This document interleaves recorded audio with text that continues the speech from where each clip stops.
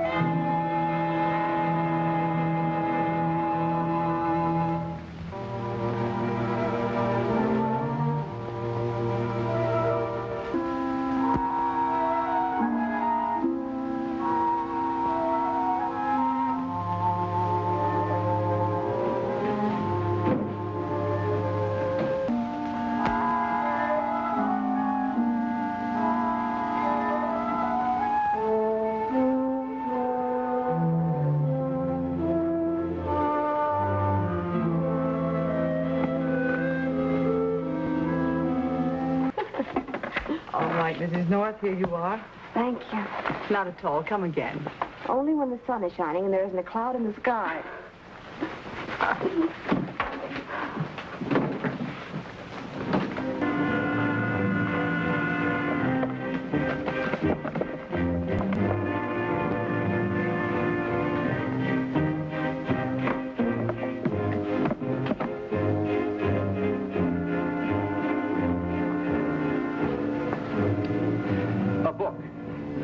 Taken out of here. What kind of a book, and what was it about? About so big. It was...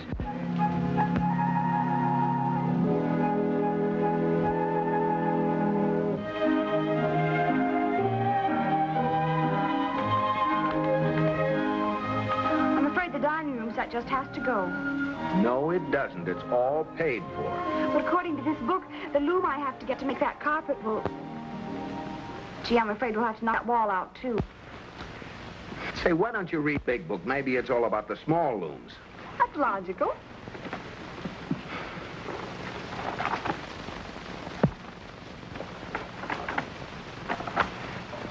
You're right. This tells you how to make table mats and pettipoint bags. You must be reading all those books that makes you so smart. I wouldn't say that. I'll get it. I'll get it.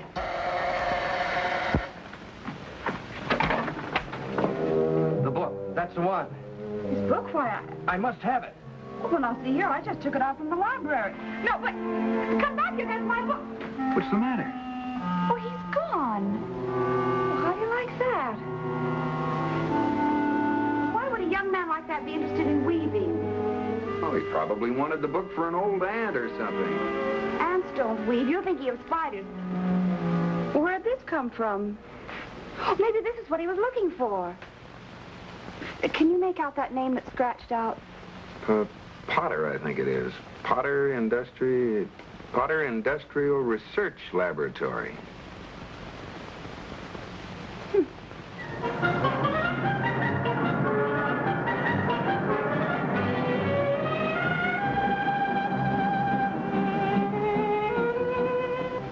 Well, that's all there is, Mr. Mr. Potter. He just grabbed the book and disappeared down the hall. Have you any idea who it might be? A customer may... Excuse me. I hear the results of that fabric test, Mr. Potter. Oh, this is one of my assistants. Ernest Boudreau. Mr. and Mrs. North. How do you do? Do you have other assistants, Mr. Potter? Yes. And from your description, I would say that the young man you encountered was, Martin Everest. Sorry to say that Martin is, well, shall we say, highly emotional. He's been working too hard recently, and I'm afraid he's on the verge of a nervous breakdown. Perhaps that might explain his behavior. Has he been here today, Mr. Potter? No, I haven't seen him for several days. Matter of fact, I haven't been out of the lab all day myself. I don't know where he could be. You say there was an envelope he dropped from which you got my address? Yes, do you have any idea what it might be? It was sealed, and so we didn't want to open it. I have not the slightest notion. But perhaps if you let me have it, I could get it back to him and ask for an explanation. You have the envelope bag, Pam. Why don't you let Mr. Potter have a look at it?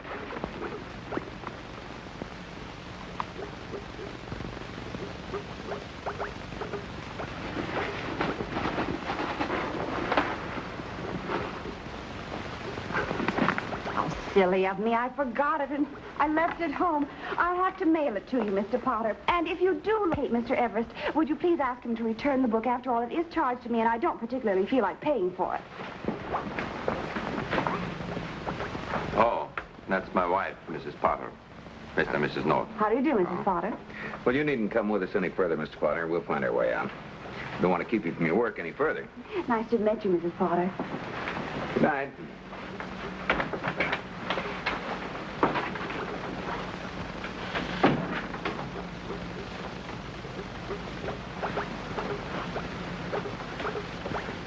Okay, Pam.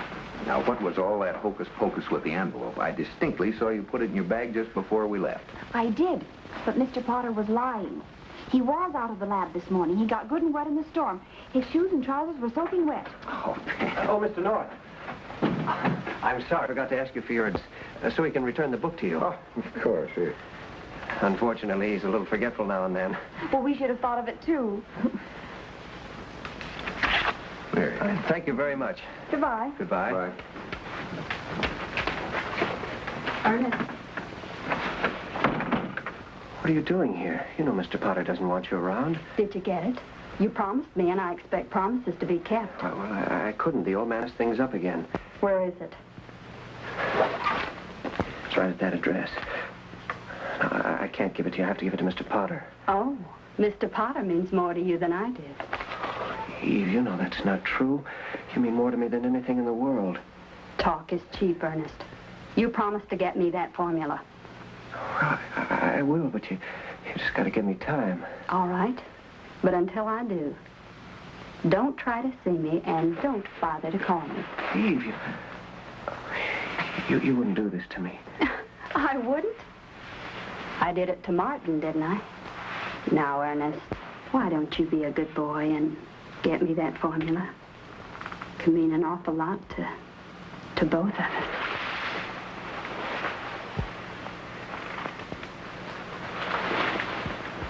Remember, I can be awfully impatient.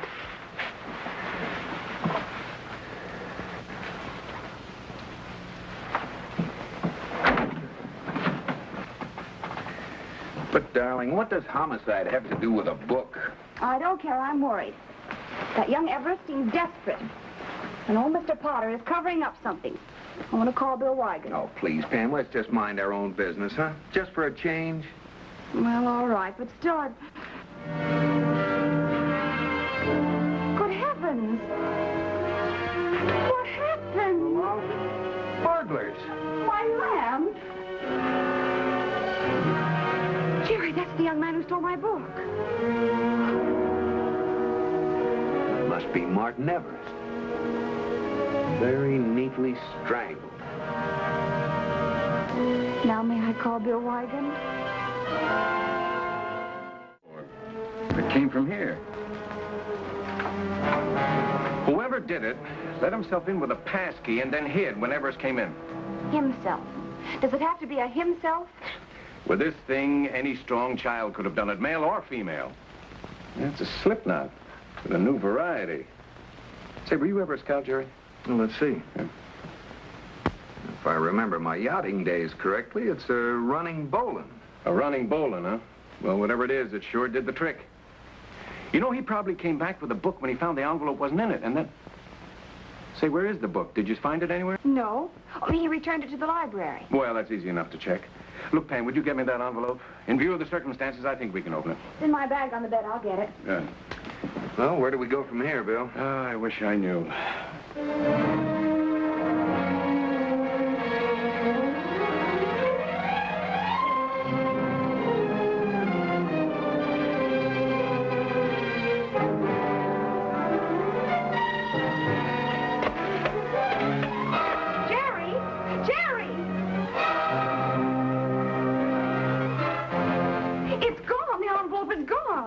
Well, how could it be? You had it when you came in. I put my bag on the bed, and I haven't been back there since. But when I went there just now, the bag was open and the envelope was gone. How do you like that? It looks like our visitor was here all the time. While we were sitting up with the body, he got what he was after, then let himself out the back door so he wouldn't disturb us.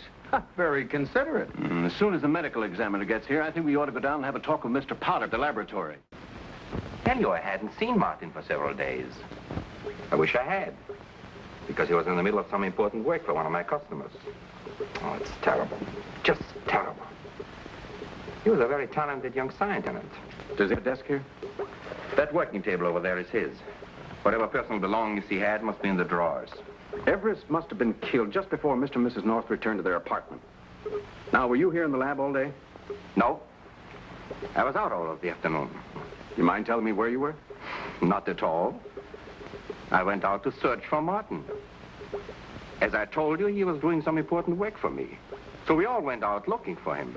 My wife, Ernest, as well as I. Mr. Potter, what about the envelope? Any idea what's in it? I told you I have no idea. But if you let me have it, maybe I can make some sense out of it. Mm-hmm. Maybe I will. Bill, I know it's being a bit fussy, but I'd really like to make sure who was killed in our apartment. Pam, what are you getting at?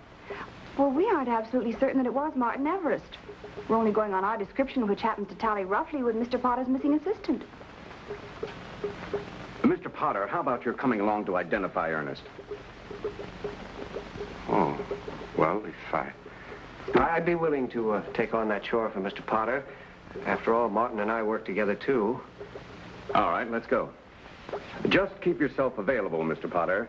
This is no time to decide to take a vacation.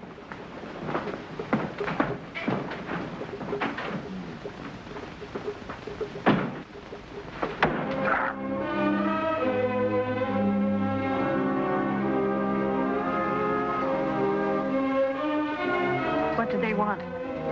What did they come back here for? What have you done now? Silence!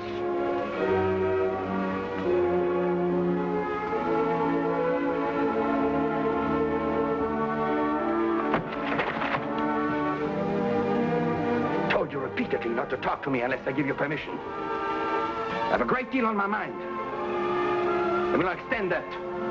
You're not to talk to anyone without my permission. Is that clear? Is that clear?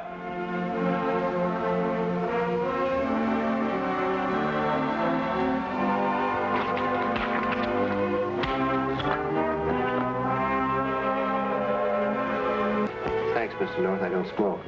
After that ordeal at the morgue, Ernest, you deserve a cup of coffee. I could really use it, Mrs. North. Thank you. It's chilly in here, Jerry. Would you mind pulling the drapes? Oh, don't bother. It's all right. I'll do it. Thanks.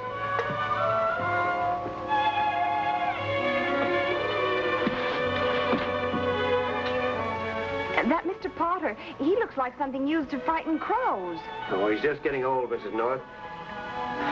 Of course, he's always been terribly jealous of his helpers. He's been riding Martin awfully hard lately. I don't know what it was about, but Martin seemed really afraid. Well, he certainly seemed upset when he came here today. I'll get it. Sugar? Hello? Yes, just a moment, please. It's for you, Ernest. Thank you. Yes? This is Eve, Ernest. What are we waiting for? Mrs. Potter told me where you were, that's how. Careful? What have you got to be careful about? Martin was my boyfriend, remember? If there's any trouble, somebody might stumble onto that fact. And then I walked out on him and came to you. Yes, I know.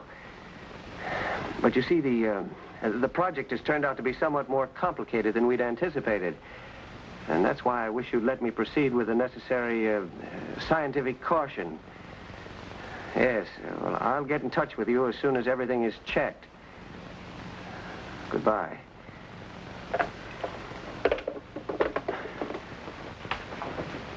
Some of our customers expect miracles overnight.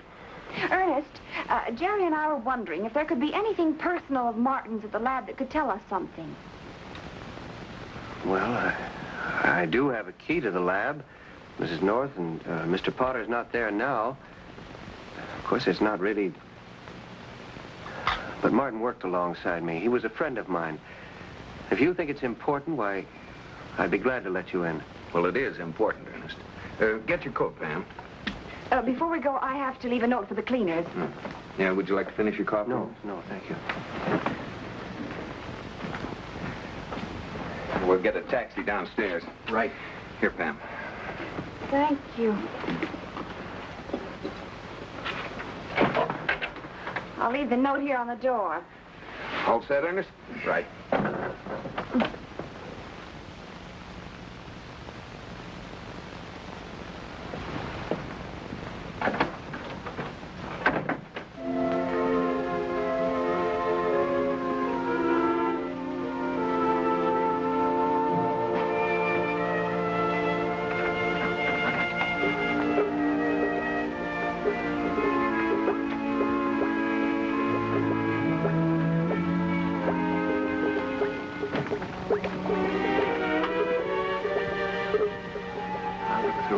Table. If you don't mind, I'd rather someone else went through Mr. Potter's desk. Okay. You leave the equipment on all night? Oh, no, I'll turn it off before I go. It used to be Martin's job. Poor fellow, he used to practically live here.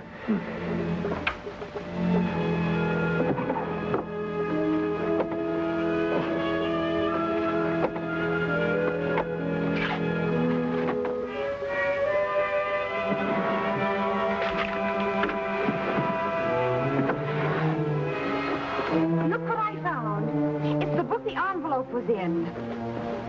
Looks like you were right, Ernest. Mr. Potter is getting very forgetful. He shouldn't leave things like this lying around. Looks bad, doesn't it? Means Mr. Potter has a few things to explain. This book is one of them. Quick, put out the lights.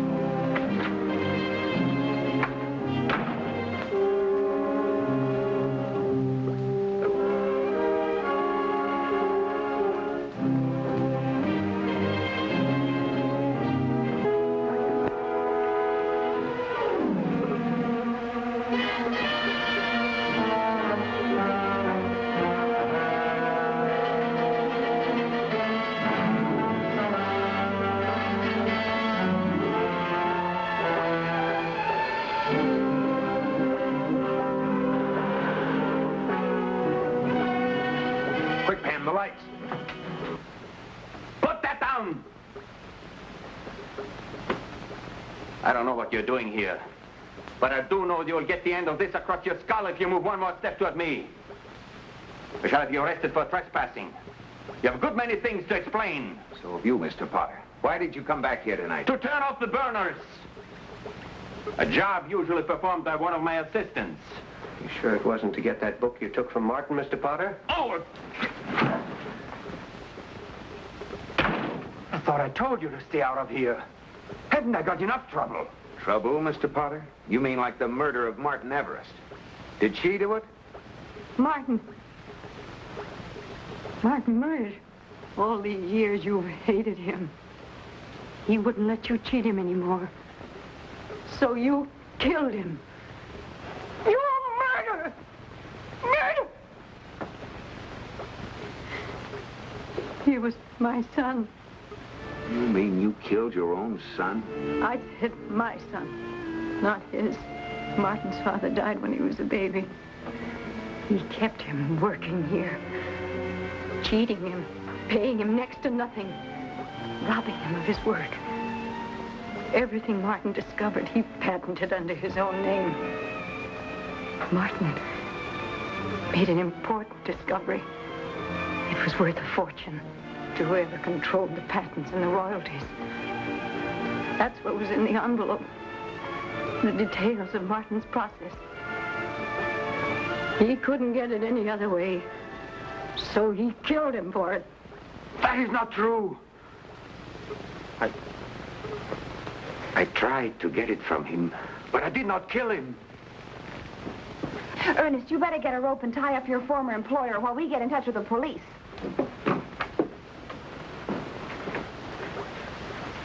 Sorry, Mr. Potter. I didn't do it. Something must be wrong. You got to believe me. That's a very interesting knot, Ernest. A running bowline, isn't it? Jerry taught me that after we saw it around the neck of your colleague, the late Martin Everest. You better call Bill Weigand, Jerry. All right, get back from that door. Come on. I'm warning you. This is nitric acid. I don't have to tell you what it'll do to you.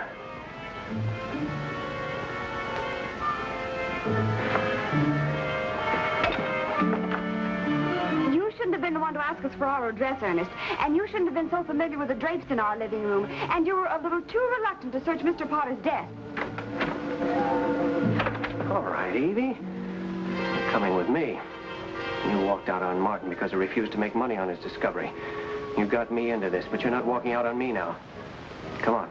And don't try to follow us. Don't move any further, Ernest. Now listen carefully. You make any move with that arm, except to put that jar down slowly, I'll have to try to shoot it from your hand. And you're between me and the jar, so put the jar down, Ernest.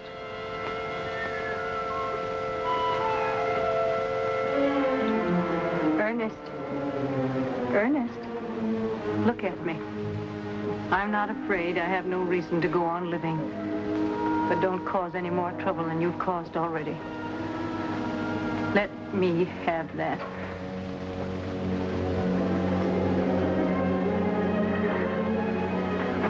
All right, Lieutenant. Take away, Mike. Oh, thank you, Bill. I'm glad you understood my note.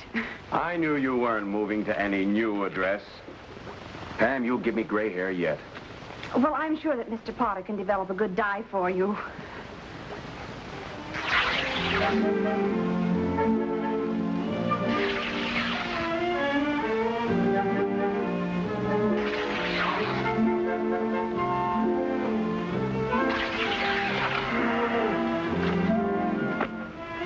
Noisy, isn't it? I never knew the agony that went into making a rag rug.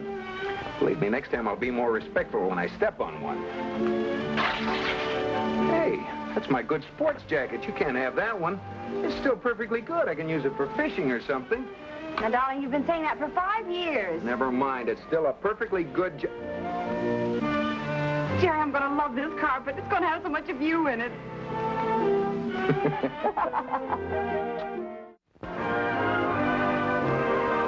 North is directed by Ralph Francis Murphy. A John W. Loveton production. Produced by Federal Telefilms. Starring Barbara Britton and Richard Denning, featuring Francis DeSale.